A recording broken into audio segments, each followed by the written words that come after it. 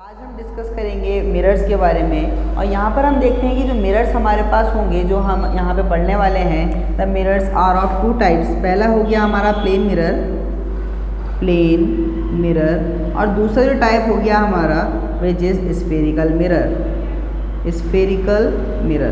तो यहाँ पर हम देखेंगे कि जो प्लेन मिरर और स्फेरिकल मिरर हैं वो कैसे होते हैं, कहाँ हम इनको यूज़ करते हैं और किस किस टाइप्स के होते हैं। तो प्लेन मिरर की अगर हम बात करें, जो हम डेली लाइफ में हम जैसे घर में यूज़ करते हैं अपने बाल वगैरह बनाने के लिए, जो मेकअप वगैरह के लिए जो यूज़ करते हैं हम मिरर्स, वो क्या होते हैं, प्लेन मिरर होते हैं जो आपके फर्नीचर वगैरह में होते हैं। तो यहाँ पर जो प्लेन मिरर है, प्लेन मिरर क्या है, एक प्लेन सरफेस होगा जिसको आपने एक तरफ से पॉलिश किया हुआ होगा। It is polished from one side and it can reflect the light रे फ्रॉम द अदर साइड। तो यहाँ से ये रिफ्लेक्ट करेगा लाइट रे को, ये लाइट यहाँ पर आएगी और ऐसे रिफ्लेक्ट हो जाएगी। और ये साइड क्या होता है, प्लेन पॉलिश्ड होता है। आपने देखा होगा जो मिरर होता है ना घर में, जो छोटा मिरर अगर हो आपके पास तो उसको देखेंगे कि उसका बैक साइड होता है ना वो पॉलिश्ड होता है, वहाँ से आपको कुछ नहीं दिखेगा। वो क्या होगा, सिर्फ पॉलिश के लिए होगा। सिर्फ हमारे क्या होता है, जो दूसरा साइड होता है वहाँ से सब रिफ्लेक्ट करके लाइट हम तक आती है और हम वहाँ से अपने आप को देख सकते हैं। तो ये जो हमारा दूसरा साइड है पॉलिश्ड है और इस साइड पर हमारी क्या होगी, लाइट रे रिफ्लेक्ट होगी, इधर आती है। और पिछले लेक्चर्स में हमें डिस्कस करा था the reflection of light, laws of reflection, कौन कौन से लॉज फॉलो होते हैं। एक लाइट रे हमारी होती है इंसिडेंट रे जो इसके ऊपर आगे बढ़ती है, दूसरी रिफ्लेक्टेड रे जो यहाँ से टकराकर यहाँ से ऐसे लौट जाती है। तो ये क्या होती है, इंसिडेंट रे, रिफ्लेक्टेड रे, एक नॉर्मल हमने बना दिया था और फिर हमने कहा था ये तीनों एक ही प्लेन में होते हैं। एक हमने कहा था angle of incidence is always equals to angle of reflection. तो ये हम अपने पिछले लेक्चर्स में डिस्कस कर चुके हैं। अब हम इसके आगे चलते हैं जिसमें हम पढ़ेंगे प्लेन मिरर के बारे में और उसमें इमेज कैसी बनती है, किस तरीके से बनती है। रे डायग्राम के बारे में हम यहाँ पे पढ़ेंगे। तो सबसे पहले हम यहाँ बात कर लेते हैं प्लेन मिरर की, और स्फेरिकल मिरर के बारे में हम जो है बाद में बात करेंगे। तो प्लेन मिरर में हम बात करते हैं द इमेज फॉर्मेशन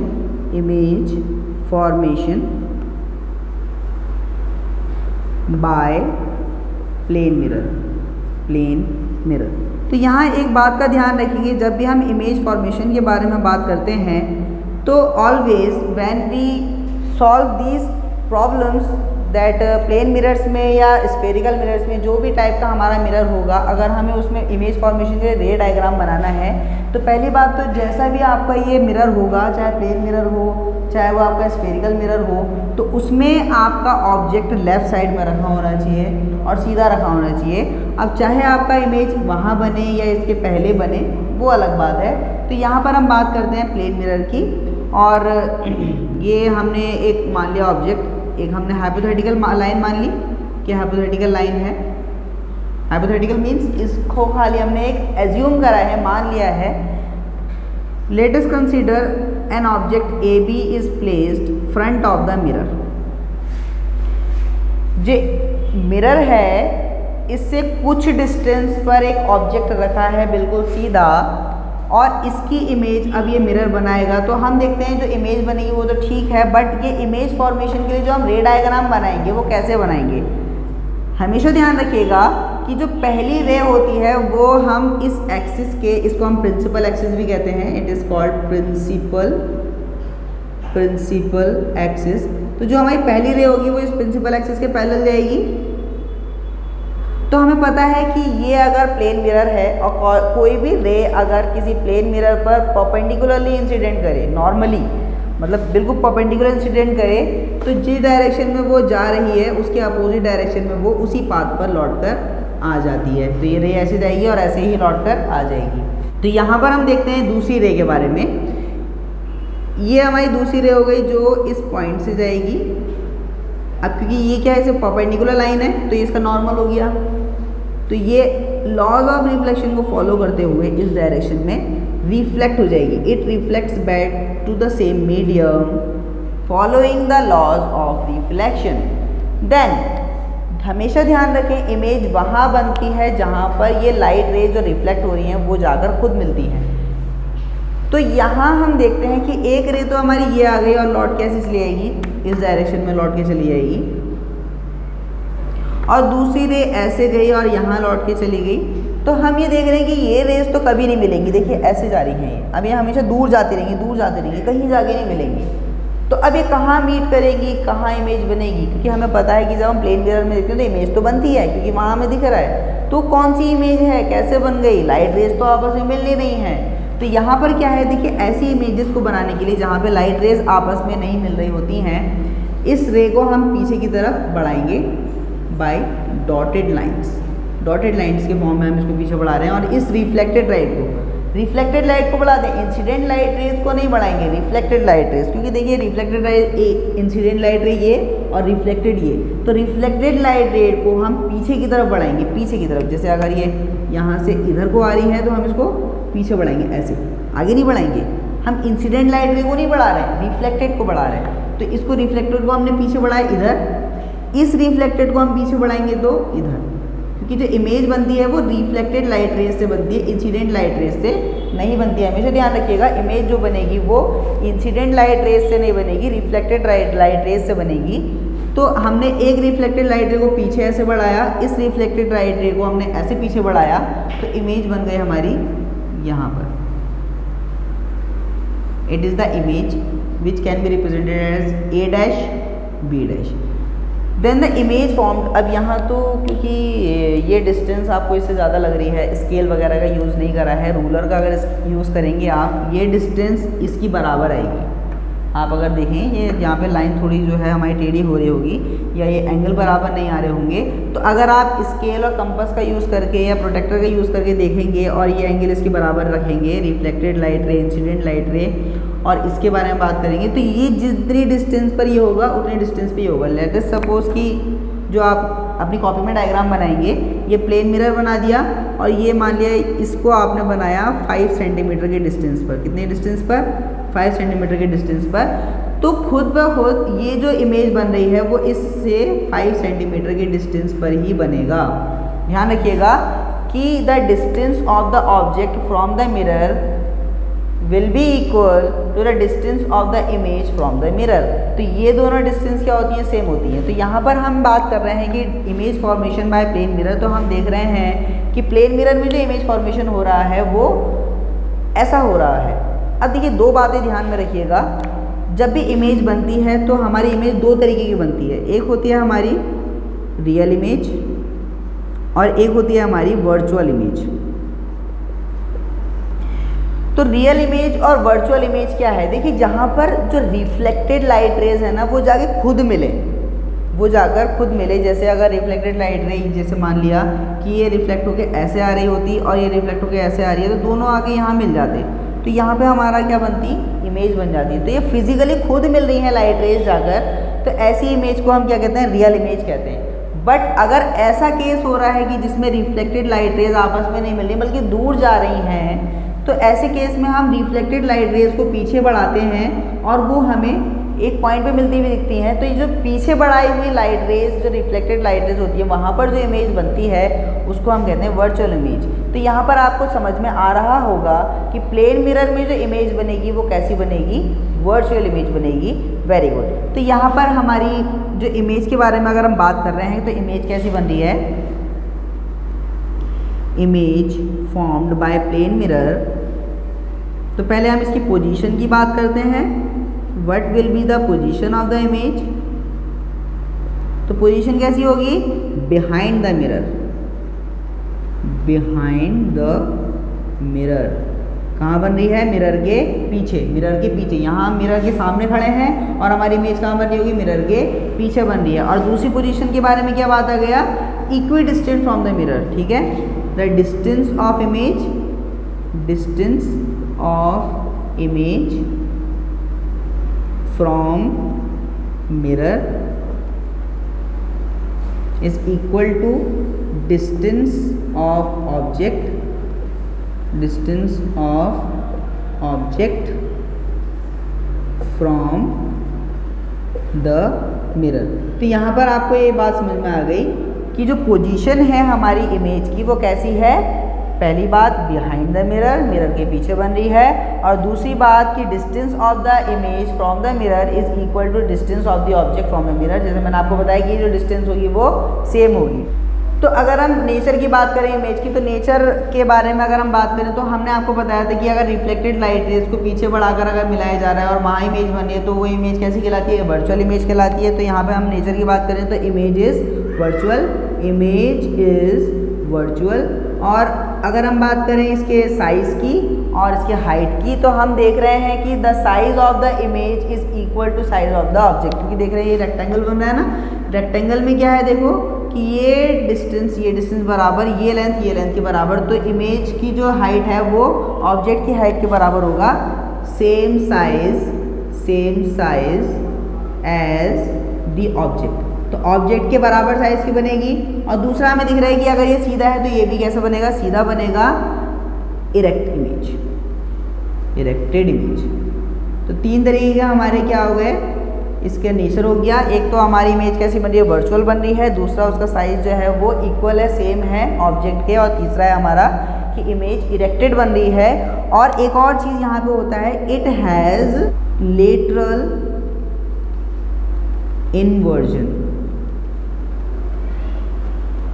तो इमेज में क्या होता है, लेटरल इन्वर्जन होता है। अब यहाँ पे हमारा टर्म लेटरल इन्वर्जन समझने की चीज़ है कि लेटरल इन्वर्जन क्या होता है, और काफ़ी ज़्यादा एग्जाम में पूछा भी जाता है।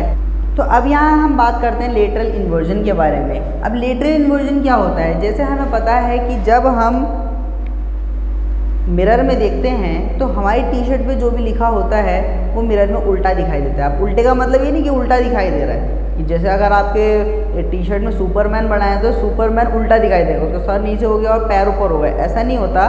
बल्कि क्या होता है, जो लिखा होता है यहाँ पे वो उल्टा दिखाई देता है। मतलब ए अगर यहाँ है आपके क्या कहते हैं लेफ्ट से, अगर राइट से स्टार्ट हो रहा है तो वहाँ पर लेफ्ट से स्टार्ट हो रहा है। या हम देखते हैं कि जब हम अपना राइट हैंड को रेस करेंगे तो मिरर में जो हमारी इमेज दिख रही होगी वो अपना लेफ्ट हैंड रेस कर रही होगी। तो इसी को हम लेटरल इन्वर्जन कहते हैं कि when we raise our right hand then the image formed in the mirror is assumed to be is looking for to be that it is raising its left hand, then it is called lateral inversion। कि अगर हम सीधा हाथ अपना दाहिना या right hand को raise कर रहे हैं तो हमारी इमेज लेफ्ट हैंड को रेज करती हुई दिखाई देगी। इसी को हम लेटरल इन्वर्जन कहते हैं। जैसे यहाँ पे कुछ एग्जांपल्स हमने ड्रॉ कर रखे हैं कि ये मिरर हो गया, मिरर में अगर हम बी जो लिखा है ना ये बी, तो ये बी हमें मिरर में कैसे दिखेगा, ऐसा उल्टा दिखाई देगा। ये ई हमें कैसे दिखाई देगा, ऐसा उल्टा दिखाई देगा।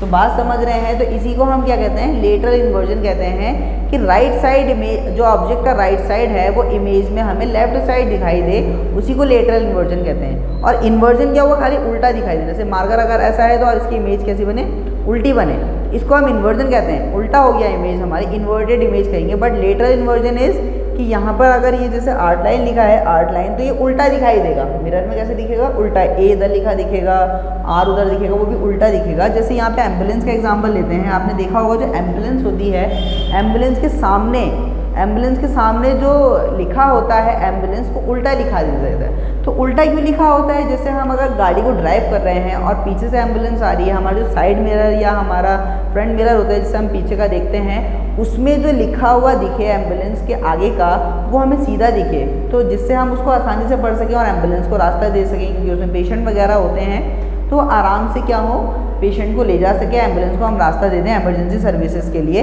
तो जैसे ये एम्बुलेंस लिखा है AMBULANCE, then it will be look at the mirror, in the mirror that AMBULANCE उल्टा दिखाई देगा। ठीक है, तो इसलिए हम एम्बुलेंस को जो लिखते हैं एम्बुलेंस वैन के आगे वो उल्टा लिखते हैं। तो जिससे इसकी इमेज कैसी दिखाई दे, सीधी दिखाई दे। यानी कि उल्टा लिखेंगे तो इसकी इमेज कैसी दिखेगी, सीधी दिखेगी। सीधा लिखेंगे तो इमेज कैसी दिखेगी, उल्टी दिखेगी, और हमें पढ़ने में थोड़ी मुश्किल होगी और हम पहचान नहीं पाएंगे एम्बुलेंस आ रही है और हम उसको रास्ता नहीं दे पाएंगे। तो इसलिए आसानी से हमें एम्बुलेंस लिखा हुआ दिख जाए और हम उसको रास्ता दे दें, इसलिए एम्बुलेंस में क्या होता है, उसका नेम इन्वर्जन यानी कि लेटरल इन्वर्जन में लिखा होता है, उल्टा लिखा होता है। तो it is called lateral inversion. तो यहाँ पर हमने पढ़ा image formation by plane mirror, जिसमें हमने पढ़ा कि इमेज फॉर्मेशन किस तरीके से होता है और उसमें इमेज जो बनती है उसका नेचर क्या होता है, उसकी पोजीशन क्या होती है, इस बात को हम ध्यान रखेंगे। अब प्लेन मिरर पढ़ने के बाद हम आते हैं स्फेरिकल मिरर के बारे में। स्फेरिकल मिरर का हम खाली एक कॉन्सेप्ट लेते हैं और बाकी हम अगले लेक्चर। स्फेरिकल मिरर को हम देखते हैं तो स्फेरिकल मिरर में क्या होता है, हम एक स्फीयर मान लेते हैं कि हमारे पास एक ग्लास का बड़ा सा स्फीयर है। मान लिया ये हमारे पास बड़ा सा स्फीयर है ग्लास का, सर्कल नहीं स्फीयर, एक बड़ा सा स्फीयर है हमारे पास ग्लास का, और हम इसको एक साइड से कट कर देते हैं। एक साइड से हम इसको कट करके निकाल देते हैं। तो देखिए जो कट करके निकलेगा ना वो एक हमारा कर्व सरफेस होगा। जैसे हम बॉल को कट करके निकालते हैं, एक फुटबॉल हो बड़ी सी या बॉल हो टेनिस की बॉल हो हमारे पास, उसको अगर हम कट करेंगे तो हमें एक ऐसा सरफेस निकल के आएगा हमारा। तो ऐसे ही हमारा पूरा क्या है, ग्लास का स्फीयर है, इसको हम काट के निकाल लेते हैं तो हमें कैसा मिलेगा, इस तरीके का कुछ एक जैसे बोल कटोरा बोल टाइप का हमें क्या मिलेगा एक। तो इस तरीके का हमें क्या मिलेगा, एक कर्व्ड सरफेस मिलेगा, ऐसा सरफेस मिलेगा। ये ऐसा सरफेस दिख रहा है, तो जिसको हम जब रे डायग्राम बनाएंगे तो हम इसको इस तरीके से बनाएंगे, इस तरीके से हम इसको इस तरीके से ड्रॉ कर देंगे। ये हमारा क्या है, स्फेरिकल मिरर है। अब देखिए स्फेरिकल मिरर की अगर हम बात करें तो it is a part of a sphere which is made up of glass. Then अब क्योंकि हमें पता है ये स्फीयर है तो इसका कहीं एक सेंटर होगा। तो ये जो सेंटर है, अब जैसे इसका ये सेंटर हो गया तो यहाँ पर इसका सेंटर होगा, है ना, जिसका ये पार्ट है स्फेरिकल मिरर, जिस स्फीयर का एक पार्ट है, तो उस सेंटर को हम क्या कहते हैं, centre of curvature, centre of curvature. तो ये पॉइंट्स ध्यान रखें, बहुत इंपॉर्टेंट है। सेंटर ऑफ कर्वेचर, पहला पॉइंट क्या हो गया, सेंटर ऑफ कर्वेचर। इसके बारे में स्फेरिकल मिरर के बारे में पढ़ेंगे तो पहला पॉइंट क्या हो गया हमारा, centre of curvature. The centre of the sphere from which the mirror is to be cutted out. तो ये क्या हो गया, सेंटर ऑफ कर्वेचर हो गया इस मिरर का। अब सेंटर ऑफ कर्वेचर के बाद अब अगर इसको हम स्फीयर से मिला देंगे तो ये क्या बन जाएगी, रेडियस बन जाएगी। तो इसी तरीके से सेंटर को अगर हम इससे मिला देंगे तो क्या बन जाएगी, रेडियस बन जाएगी, और ये क्या कहलाती है, रेडियस ऑफ कर्वेचर। तो दूसरा टर्म रेडियस ऑफ कर्वेचर। तो रेडियस ऑफ कर्वेचर की बात करें तो it is the distance of centre of curvature from the mirror. तो स्फेरिकल मिरर से रेडियस, सेंटर ऑफ कर्वेचर के डिस्टेंस को हम रेडियस ऑफ कर्वेचर कहते हैं। अब सेंटर ऑफ कर्वेचर और रेडियस ऑफ कर्वेचर ये हो गई। अब जो हमारा मिरर बना है, ये हमारा मिरर है जैसे, तो इसका बिल्कुल सेंटर पॉइंट, बिल्कुल सेंटर में, इस मिरर के सेंटर में, हाँ इसके सेंटर में नहीं, ये जो हमारा मिरर आया ना ये इसके सेंटर में, बिल्कुल बीचों बीच में एक पॉइंट होगा कहीं ना कहीं, जिसको हम यहाँ पर इधर डिनोट करते हैं। It is P, it is called pole, pole of the mirror, pole of the mirror. तो what is the pole of the mirror, it is the centre point of the spherical mirror. Spherical mirror का centre point जो होगा उसको हम क्या कहेंगे, पोल of the mirror होगा। और एक लाइन जो हम ड्रॉ कर दे सेंटर ऑफ कर्वेचर और पोल को मिलाने वाली, जो इनफाइनाइट तक जाए, तो इस लाइन को हम क्या कहते हैं, principal axis, principal axis, principal axis. तो यहाँ बात ध्यान रखें, 4 पॉइंट्स हैं हमारे स्फेरिकल मिरर में। पहला हो गया सेंटर ऑफ कर्वेचर, जो सेंटर होगा उस स्फीयर का जिसमें से हमने इस मिरर को काट के निकाला है ये। और दूसरा हो गया रेडियस ऑफ कर्वेचर, जो रेडियस होगी हमारे बड़े वाले स्फीयर की जिसमें से हमने मिरर को काट के निकाला है, और it is equal to, it is the line joining the centre of curvature to the mirror. और तीसरा हो गया हमारा pole of the mirror which is the centre of the mirror which is cutted out from the sphere of glass sphere. तो ये जो हमारा P हो गया वो पोल हो गया मिरर का। और चौथा हो गया हमारा प्रिंसिपल एक्सिस। ये प्रिंसिपल एक्सिस क्या हो गया, सेंटर ऑफ कर्वेचर और पोल को मिलाने वाली एक जो लाइन होगी, हॉरिजॉन्टल लाइन, इसको हम कहेंगे प्रिंसिपल एक्सिस। यहाँ पर हमारे स्फेरिकल मिरर के बारे में ये बातें आ गई, तो इट इज़ स्फेरिकल मिरर। अब देखिए स्फेरिकल मिरर तो ठीक है बात, लेकिन अब यहाँ पर 2 ऑप्शन है हमारे पास कि हम अगर पॉलिश करें, क्योंकि तो ग्लास है, ट्रांसपेरेंट ग्लास होगा, इसमें ऑब्जेक्ट की इमेज तो बन नहीं सकती, आर पार दिखेगा, तो यहाँ पर हमें इसमें पॉलिश करनी पड़ेगी।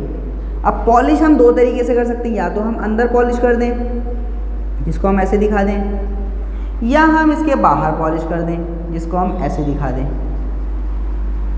तो जब हम इस मिरर के, जो हमारा स्फेरिकल मिरर है, जो ग्लास है हमारा, जो कट के बाहर निकला है, उस मिरर के अगर हम इन्वर्ट साइड में, जो धंसा हुआ साइड है, अंदर को घुसा हुआ साइड है, जैसा आपका स्पून होता है ना, स्पून में एक अंदर का साइड होता है और एक बाहर का साइड होता है, तो इस तरीके से अगर हम अंदर वाले साइड को छोड़ दें, बाहर वाले साइड से रिफ्लेक्शन हो रहा हो, यानी कि अंदर वाले साइड पे अगर हम पॉलिश कर दें, इन्वर्ट साइड पे हम क्या कर देते हैं, पॉलिश कर देते हैं, it is polished surface, then it is called convex mirror, convex mirror, ये क्या कहलाता है? कॉन्वेक्स मिरर कहता है। और ये जो हमारा मिरर है जिसमें हमने आउटवर्ड जो बाहर को उभरा हुआ हिस्सा है वहाँ पे पॉलिश कर दिया, पॉलिश्ड सरफेस। इसका पॉलिश्ड सरफेस कैसा है? जो उभरा हुआ सरफेस है वो पॉलिश्ड सरफेस है। तो यहाँ पर इस मिरर को हम क्या कहेंगे? Concave mirror. बात समझ में आ रही है? इट इज़ कॉन्वेक्स मिरर और कॉनकेव मिरर। मैं एक बार और बता देता हूँ आपको कि the mirror which is the spherical mirror which is polished from inward area, अंदर को धसे हुए एरिया से जो हमारा मिरर पॉलिश्ड होता है उस मिरर को हम क्या कहते हैं? कॉन्वेक्स मिरर कहते हैं। और the mirror which is polish from the outward surface, जिसके बाहर निकले हुए सरफेस को हम पॉलिश कर देते हैं, उस मिरर को हम क्या कहते हैं? कॉनकेव मिरर कहते हैं। तो बात समझ में आ रही है? It is convex mirror, it is concave mirror. जब भी आप रे डायग्राम बनाएंगे, जैसे हमने प्लेन मिरर के केस में रे डायग्राम बनाया था, तो रे डायग्राम में कॉन्वेक्स मिरर को ऐसे बनाएंगे, कॉनकेव मिरर को ऐसे बनाएंगे। कभी रे डायग्राम बनाते में उल्टा मत बना दीजिएगा, कभी आप इसको ऐसे बना दें कि इसका पॉलिश सरफेस लेफ्ट में हो गया और रिफ्लेक्टेड सरफेस कहाँ हो गया? राइट में हो गया। कभी इसको ऐसे नहीं बनाएंगे कि आपने इसका पॉलिश सरफेस इधर कर दिया और रिफ्लेक्टेड सरफेस इधर कर दिया, जबकि ये क्या है हमारा? ये हमारा कॉन्वेक्स मिरर है और ये हमारा कॉनकेव मिरर है। वो तो ठीक है, बट रे डायग्राम बनाते में आप ध्यान रखेंगे कि जो रिफ्लेक्टिंग सरफेस होगा, जहाँ से लाइट रिफ्लेक्ट होके आ रही होगी, वो हमेशा कहाँ होना चाहिए? लेफ्ट साइड में होना चाहिए। तो कॉन्वेक्स मिरर को हमेशा ऐसे बनाएंगे, कॉनकेव मिरर को ऐसे बनाएंगे। और क्योंकि आपको दिख रहा है कि इसका सेंटर ऑफ कर्वेचर कहाँ होगा, क्योंकि ये स्फीयर का ऐसा हिस्सा है, तो सेंटर ऑफ कर्वेचर इसका राइट में होगा, इसका सेंटर ऑफ कर्वेचर लेफ्ट में होगा। ध्यान रखिएगा, ठीक है? तो centre of curvature of convex mirror is at the right side and for concave mirror the center of curvature is at the left point। तो यहाँ पर हमने प्लेन मिरर से बनने वाली image formation by plane mirror, उसके हमने image की पोजीशन पढ़ ली, और यहाँ पर स्फेरिकल मिरर का एक कॉन्सेप्ट ले लिया। अगले लेक्चर में हम देखेंगे कि स्फेरिकल मिरर में जो है इमेज किस तरीके से बनती है, कॉन्वेक्स मिरर हमारा इमेज कैसे बनाएगा, कॉनकेव मिरर इमेज कैसे बनाएगा। तो नेक्स्ट लेक्चर में हम पढ़ेंगे the image formation bye concave and convex mirror.